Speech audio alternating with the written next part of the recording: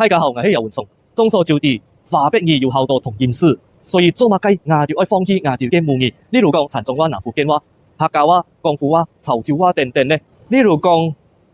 勢力同勢力係完全唔一樣嘅意思，係講牙條唔係講牙條嘅母語，按用牙條好難分辨利益嘅歷史含有力量嘅歷史。杜慶州嘅即我嘅杜地理更地力，杜麼農將慶州嘅有多啲分辨，即我嘅華北之嘅當音杜，導致多米農人被放隔農人嘅買回咧。勢力或者係泉州話講嘅地理，就係講依照財勢嘅多或者係少，而有唔同嘅態度嘅作風。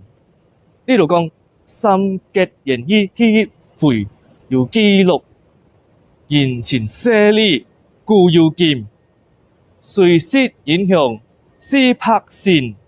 而勢力或者係泉州話講嘅地力有兩隻意思，第一隻意思就係權力威勢，第二隻意思就係講翻指軍事、政治同經濟等方面嘅力量。